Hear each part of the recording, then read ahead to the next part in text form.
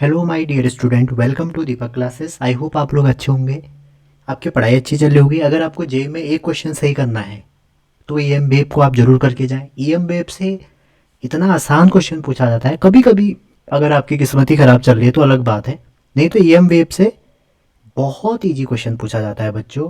तो जो तो कभी फॉर्मूला बेस्ड होता है या कभी रिपीटेड जो हमारे कंसेप्ट चल रहे हैं उन्हीं पे बेस्ड होता है। तो आज हम जेई 2023 के जो पहला शिफ्ट हुआ था जैन शिफ्ट, उसके 9 क्वेश्चन आए थे, उसको हम कंसेप्ट के साथ करेंगे। तो पहला क्वेश्चन आपके लिए है ये वाला। ये आया था 2023 के फरवरी के फर्स्ट शिफ्ट में और कह रहा है कि the ratio of the electrical energy density and total energy density. ठीक है, इसका रेशियो क्या होगा, किसका? एवरेज इलेक्ट्रिकल एनर्जी और टोटल एनर्जी डेंसिटी। तो आप बता सकते हैं क्या होगा।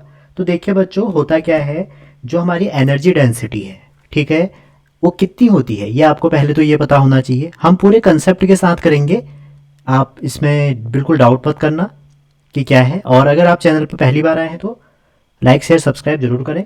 तो जो इलेक्ट्रोस्टैटिक डेंसिटी है हमारी बच्चों, वो होती है half epsilon naught E square. कई बार ना बच्चों इसका डायमेंशन पूछी जाती है, तो अगर कभी भी आपको इसकी डायमेंशन पूछी जाती है तो आप एप्सिलॉन नॉट और ई की मत निकालिए, आप क्या निकालिए? Energy density, energy over volume की निकालिए और डायरेक्ट आंसर आ जाएगा। एनर्जी की क्या हो जाएगी? ml2t-2। और जो हमारी वॉल्यूम है, वॉल्यूम का क्या होता है? L3। तो यहाँ से सॉल्व करेंगे तो ml-1t-2।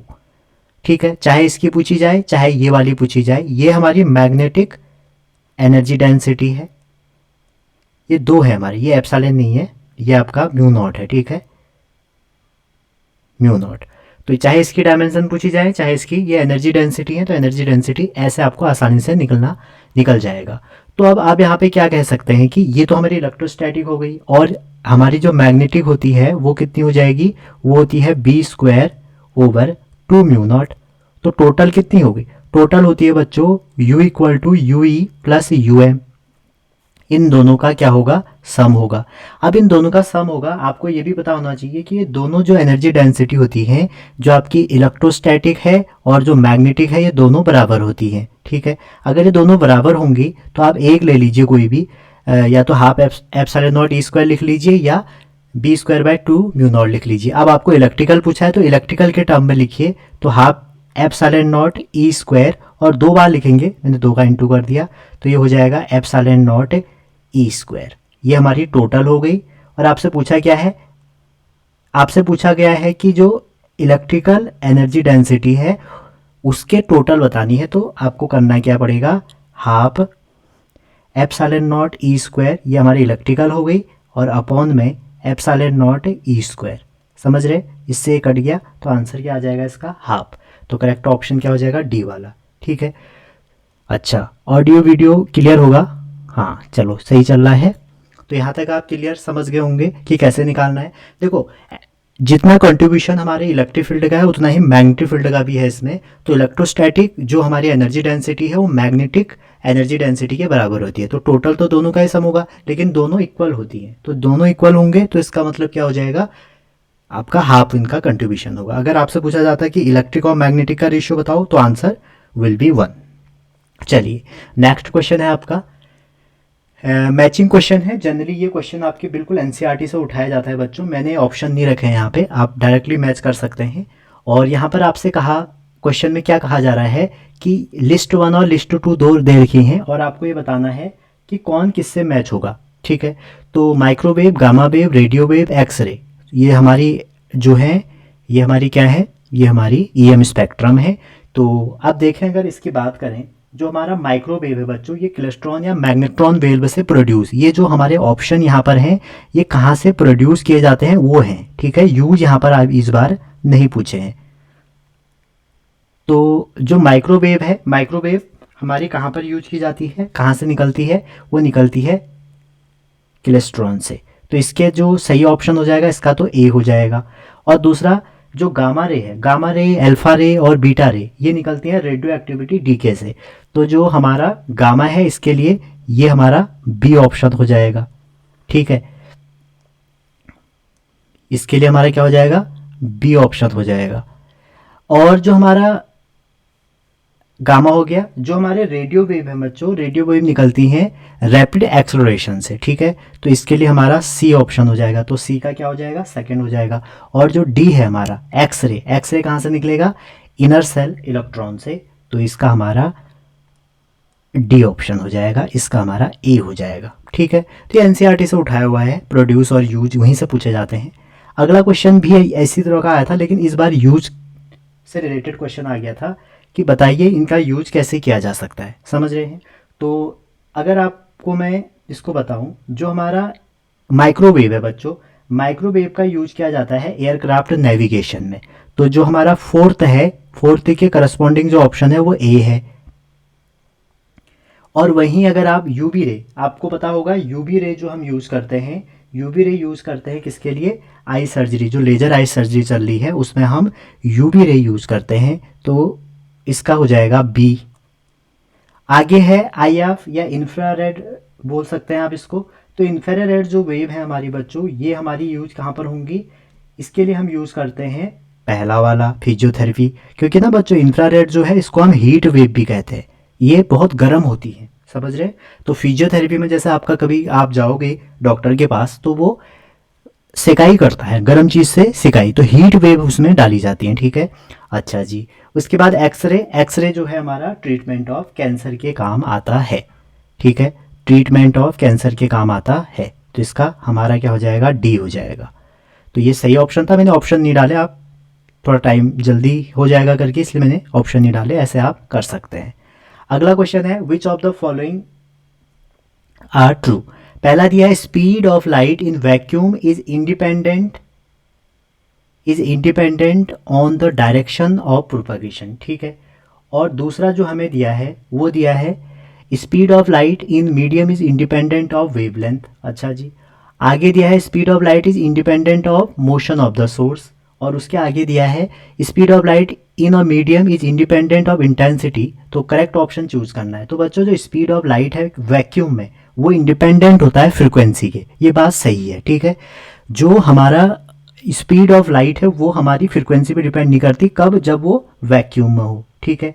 अच्छा जी, और नेचर ऑफ सोर्स पे भी डिपेंड नहीं करती, डायरेक्शन ऑफ प्रोपागेशन पे भी डिपेंड नहीं करती, इवन मोशन ऑफ सोर्स हो रहा है या इंटेंसिटी है, इन किसी पे भी डिपेंड नहीं करती। कहाँ पर, जो स्पीड ऑफ लाइट है वो सिर्फ और सिर्फ किस पे डिपेंड करती है, स्पीड ऑफ लाइट वो हमारी बच्चों डिपेंड करती है रिफ्रैक्टिव इंडेक्स ऑफ मीडियम पे, ठीक है।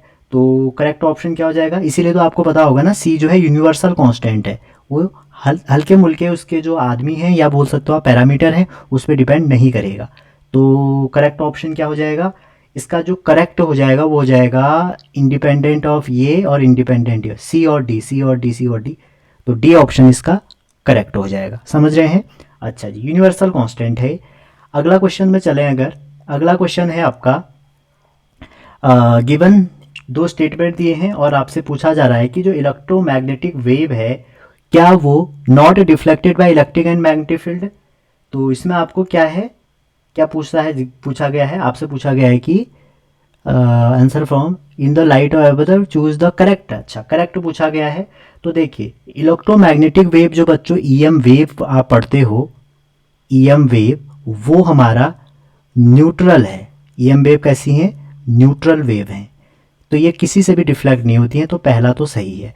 दूसरा, the magnitude of electric field and magnetic field in EM wave are related at as. ये कैसे लिखा है पता है, ये ऐसे लिखा है, e naught equal to root mu naught over epsilon naught into b naught. आप बताइए क्या ऐसे हम ईएम वेव को उसका मैग्नीट्यूड लिखते हैं। देखिए ईएम वेव का जो मैग्नीट्यूड लिखते हैं ई नॉट बाई बी नॉट, वो हमारा सी होता है, सी मतलब 1/रूट म्यू नॉट एप्सिलॉन नॉट, समझ रहे हैं। तो ऐसे तो ये नहीं होता है, तो पहला सही है दूसरा गलत है, पहला सही और दूसरा गलत, तो इसका पहला ही ऑप्शन सही हो गया।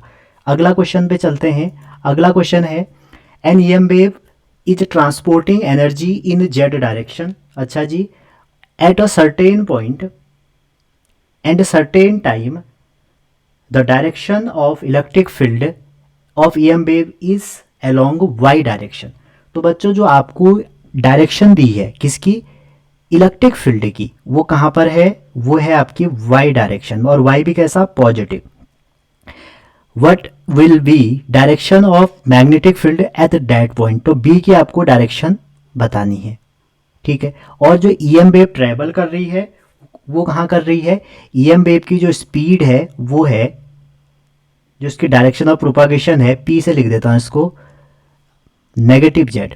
तो नेगेटिव जेड मतलब माइनस जेड, और ईएम वेव की जो डायरेक्शन होती है बच्चों, ई क्रॉस बी होती है डायरेक्शन, डायरेक्शन ऑफ प्रोपागेशन, समझ रहे। तो ये दिया है आपको प्लस जे, तो यहाँ पर रख दीजिए plus J, into B निकालना है, और आंसर क्या निकलेगा, माइनस के। तो आप बताइए कि जे में हम किसका इंटू करें कि हमारा के आ जाए, तो जे में हम करें, बी हम करेंगे आई का इंटू, तभी तो के आएगा। तो पॉजिटिव आई या नेगेटिव आई, तो पॉजिटिव आई का करेंगे तो जे क्रॉस आई क्या हो जाएगा, माइनस के, तो पॉजिटिव एक्स एक्सिस इसका सही आंसर होगा। चलिए अगला क्वेश्चन, अगला क्वेश्चन है an electric field and magnetic field component of an EM wave going through vacuum is described by Ex equal to this and By equal to this, then correct relation between E naught and B naught। तो E naught और B naught का correct relation आपको बताना है, और आपको E और B का एक्सप्रेशन दिया है। तो बच्चों देखिए E और B अगर आपको पता होगा, E not by B not का जो रिलेशन होता है वो होता है आपका C, ठीक है जी। तो C होगा, और जो C है ना बच्चों वो होता है ओमेगा ओवर के, समझ रहे हैं। तो जैसे ही आपने लगाया ओमेगा ओवर के, तो आप क्या कह सकते हैं कि हम सी की वैल्यू ये भी तो रख सकते हैं, तो e naught by b naught equal to omega over k हो जाएगा, और जैसे ओमेगा ओवर के हो जाएगा तो e naught k e naught equal to omega v naught आपका सही आंसर हो जाएगा। तो ये कौन सा ऑप्शन में है, के e not omega B not, ये बी कैपिटल है, तो ये वाला हमारा सही हो गया। अगला क्वेश्चन, इसके भी मैंने ऑप्शन लिखे, बहुत गंदे ऑप्शन थे। E and K represent electric field and propagation vector of EM wave in vacuum then magnetic field. तो बच्चों मैग्नेटिक फील्ड निकालना आपको ये पता होगा कि जो हमारा मैग्नेटिक फील्ड है वो कैसे रिलेटेड है, c equal to E over v, ये हमारा रिलेशन है इनके बीच में। तो यहाँ से मैंने अभी आपको बताया सी इक्वल टू एक फॉर्मूला और होता है ओमेगा ओवर के, ठीक है जी। तो omega over K equal to E over B हो जाएगा, और जैसे ही आप इसको सॉल्व करेंगे तो b इक्वल टू क्या आ जाएगा, b इक्वल टू आ जाएगा, k इधर भेज दीजिए, k क्रॉस e कर लीजिए, इसको वेक्टर फॉर्म में पूछा गया था एग्जाम में आपको, और अपॉन में चले जाएगा ओमेगा। तो करेक्ट ऑप्शन इसका ये हो जाएगा। जब भी कभी आपसे k और b के टर्म में पूछे जाएगा तो आप ऐसे करेंगे। अगला क्वेश्चन है, इस क्वेश्चन में मैंने फिर ऑप्शन नहीं रखे ताकि आप और अच्छे से इसको करें। तो यहाँ पर आपसे पूछा क्या गया है, गॉस लॉ दिया है और बहुत सारे लॉ दिए हैं, और पूछा जा रहा है कि क्या होगा। देखो गॉस लॉ इलेक्ट्रोस्टैट में क्या होगा, फैराडे लॉ क्या होगा, गॉस लॉ इन मैग्नेटिज्म में क्या होगा, और एम्पियर मैक्सवेल लॉ क्या होगा। तो बच्चों बात आती है गॉस लॉ की, तो गॉस साहब ने एक लॉ दिया था प्यारा सा इलेक्ट्रोस्टैट में, और बहुत अच्छे से आपने इसको ड्राइव किया होगा। और वो लॉ क्या था, वो ये था कि टोटल फ्लक्स जो होगा किसी भी क्लोज सरफेस से, और कैसा फ्लक्स, इलेक्ट्रिक फ्लक्स, वो चार्ज, बाउंडेड चार्ज का 1/एप्सिलॉन टाइम होगा।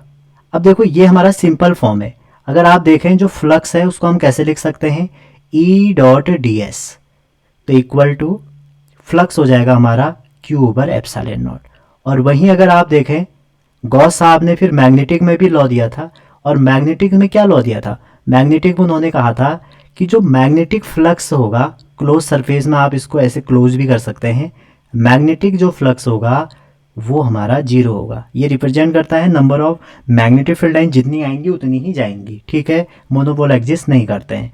अब बात आती है गॉस लॉ इन मैग्नेटिक, हो गया फैराडे लॉ। फैराडे लॉ ने क्या कहा, फैराडे लॉ ने कहा बच्चों कि जो डायरेक्शन ऑफ करंट है will be opposite of direction of flux, ठीक है। तो आप कह सकते हैं line element of electric field जो होगा हमारा, वो होता है हमारा चेंज इन मैग्नेटिक फ्लक्स, ठीक है जी। तो ये हो गया हमारा फैराडे लॉ। अब बचा एम्पियर लॉ, तो एम्पियर लॉ क्या हुआ था, एम्पियर साहब ने कहा था कि जो line element of B D L होगा वो हमारा होगा म्यू नॉट टाइम आई, लेकिन वो गलत हो गया था, तो हमने उसमें फिर आई सी और आई डी का सम किया।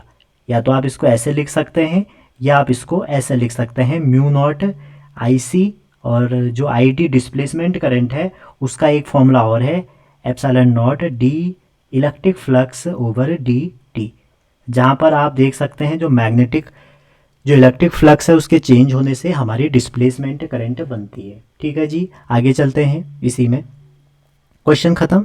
थोड़ा सा हम इसमें कंसेप्ट एक बना लेते हैं, जल्दी जल्दी आपका काम हो जाएगा। तो बच्चों जैसे आपने रे पढ़ी इतनी सारी, तो उसको याद करने का एक तरीका है। वो तरीका क्या है देखिए, आप गाड़ी लोगे बड़े होके, और गाड़ी कैसी है आपकी, गाड़ी है आपकी एक्सयूवी। सबको पसंद है एक्सयूवी, किसी को नहीं है, किसी को थार भी है, कोई नहीं है, अभी एक्सयूवी ले रहे हैं हम। ठीक है, तो गाड़ी कौन सी है, गाड़ी X U V in my range, in my range, ये हमारी बच्चों एक गाड़ी है। ठीक है जी, तो इसको आप जी फॉर क्या है यहाँ पे, जी फॉर है यहाँ पे गामा, गामा रे। ठीक है, और एक्स फॉर क्या हो जाएगा, एक्स फॉर हो जाएगा एक्स रे, और यू फॉर हो जाएगा अल्ट्रा वायलेंट, और वी फॉर हो जाएगा विजिबल, आई फॉर हो जाएगा इंफ्रारेड, एम फॉर हो जाएगा माइक्रोवेव, और लास्ट में आर फॉर हो जाएगा रेडियो वेव। क्या हो जाएगा, रेडियो वेव। ये तो हमारा एम स्पेक्ट्रम हो गया। अब आप कहेंगे सर ये तो हमें पहले याद था, तो बहुत अच्छी बात है, लेकिन मैंने ऐसे ही क्यों याद करो कहा आपसे। देखो बच्चों, जब आप नीचे को जाओगे ऐसे, तो नीचे को वेवलेंथ इंक्रीज होगी। तो कभी कभी ऐसा जेई में क्वेश्चन आए हैं कि वेवलेंथ को इंक्रीजिंग ऑर्डर में लगाइए, और अगर जैसे आप ऊपर को आएंगे, ऊपर को क्या होगा, आपकी फ्रिक्वेंसी इंक्रीज होगी। ठीक है, उल्टा हो जाता है वेवलेंथ और फ्रिक्वेंसी में, तो ये हो गया। अब बात आती है, कभी कभी तो ऑर्डर ही पूछा जाता है कि भैया इसका ऑर्डर बताइए, फ्रिक्वेंसी का क्या ऑर्डर होगा, वेवलेंथ का क्या ऑर्डर होगा। तो देखिए जो हमारा वेवलेंथ का ऑर्डर है, वेवलेंथ ऑर्डर आपको पता होना चाहिए। ठीक है, वेवलेंथ जो ऑर्डर है बच्चों, आपको देखो विजिबल का तो पता ही है सभी को, विजिबल का होता है 400 नैनोमीटर से, मीटर में आप बदल सकते हो, 400 से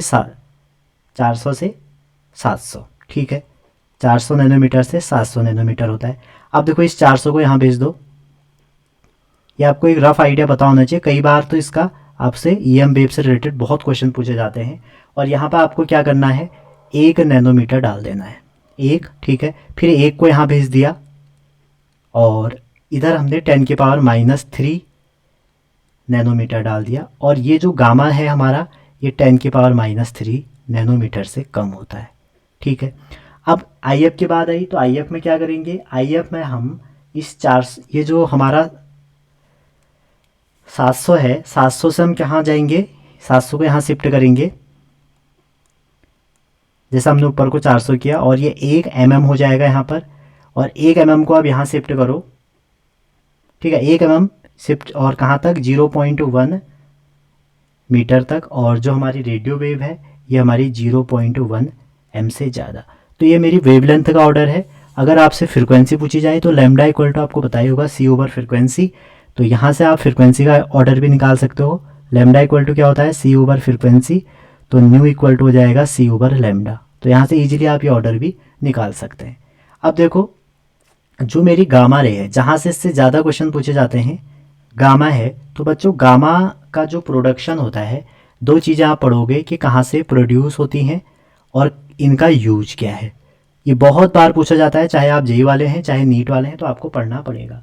तो गामा रे कहाँ से निकलता है, गामा निकलते हैं रेडियो एक्टिव डीके से, रेडियो एक्टिव डीके से। ठीक है, और जो हमारे गामा रे के यूज हैं वो क्या है, इसके यूज हैं बच्चों, ये हमारा रेडियोथेरेपी में आता है। जैसे फिजियोथेरेपी है तो रेडियोथेरेपी में यूज होता है इसका।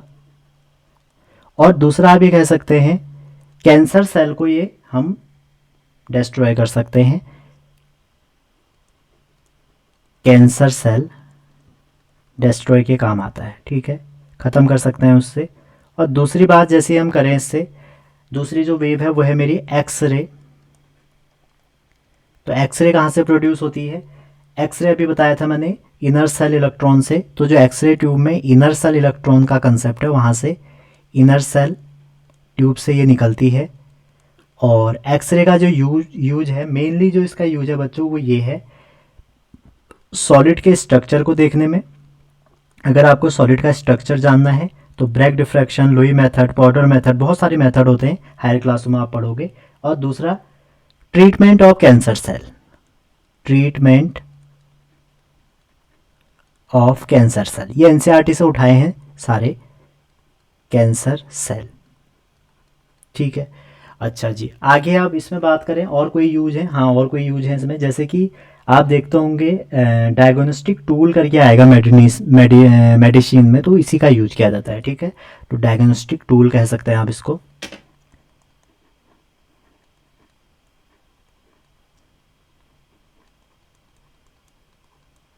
अब बात आती है अगला वेव है हमारा यूवी।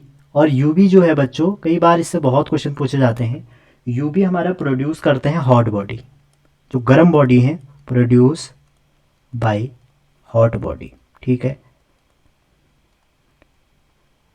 और या आप ये बोल सकते हैं इसको भी हम इनर सेल से प्रोड्यूस करते हैं। और जनरली यूवी कब होती है? जब इलेक्ट्रॉन एक लेवल से दूसरे लेवल में जाता है। ठीक है, ये एनसीईआरटी में ऐसा ही लिखा है। और आप ये कह सकते हैं कि यूज क्या है इसकी? यूज है बच्चों, हम इसका सबसे पहला यूज़ करते हैं वाटर प्यूरिफाई करने में। ठीक है, एनसीईआरटी में लिखा है वाटर प्यूरिफाई। और दूसरा जो इसका मेनली यूज है वो ये है फूड प्रिजर्व करने में, फूड प्रिजर्व। और भी कोई यूज है? जी हाँ, और भी कोई बहुत सारी यूज हैं। जो इनविजिबल राइटिंग है, फिंगरप्रिंट, जो हम फिंगरप्रिंट डिटेक्ट करते हैं, उसमें भी इसका यूज होता है, फिंगरप्रिंट। ठीक है, अच्छा जी, यूवी के बाद आता है विजिबल। विजिबल के ऐसे कुछ खास है नहीं, मैं लिख नहीं रहा हूँ। विजिबल तो सारे आपको बताइए, ह्यूमन आई और ये सब सारी चीज़ें हैं। और विजिबल क्रिएट कब कब होती है ये आपको पता होना चाहिए। तो बच्चों, विजिबल जो क्रिएट होती है वो तब होती है जब आप इलेक्ट्रॉन एक लेवल से नीचे को आता है, हायर से लोअर में आता है तो विजिबल क्रिएट होगी, और लोअर से हायर जाएगा तो आपकी यूवी क्रिएट होगी। ठीक है, वहीं आगे चले अगर, तो आगे आप देख सकते हैं कि हमारा जो अगली वेव है वो है इंफ्रारेड वेव। ठीक है, और जिसको आप आईएफ भी कह सकते हैं। और इंफ्रारेड किस काम आती है? पहली बात तो ये प्रोडक्ट किससे होती है? इसको हम हीट वेव भी कहते हैं। ठीक है, इंफ्रारेड को हम क्या बोलते हैं? Heat wave. अच्छा जी, और कुछ? और ये इसमें बच्चों ये हमारा प्रोड्यूस कैसे होती है? ये प्रोड्यूस होती है वाइब्रेशन ऑफ मॉलिक्यूल से, वाइब्रेशन ऑफ मॉलिक्यूल से ये हम प्रोड्यूस करते हैं। अच्छा जी, आगे अगर आप इसमें देखें, इसका जो यूज किया जाता है ये हम फिजियोथेरेपी, ठीक है, फिजियोथेरेपी। और इसका जो दूसरा यूज है वो है हमारा रिमोट कंट्रोल, रिमोट कंट्रोल। और आगे अगर आप कहोगे कि और कोई यूज है, जी हाँ, एक और है मेंटेन एवरेज टेम्परेचर। ठीक है, मेंटेन, ये इंपॉर्टेंट है, ये काफ़ी, इससे बहुत क्वेश्चन पूछे जाते हैं। मेंटेन एवरेज टेम्परेचर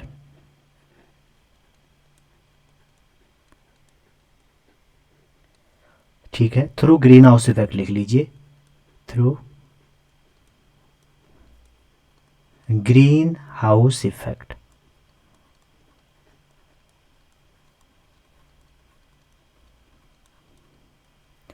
अच्छा जी, आगे अगर आप बात करो, अगली जो वेव है मेरी वो है माइक्रोवेव। तो माइक्रोवेव के बहुत कम हैं।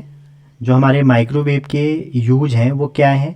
जैसे वो है आपके दो ही यूज हैं माइक्रोवेव के।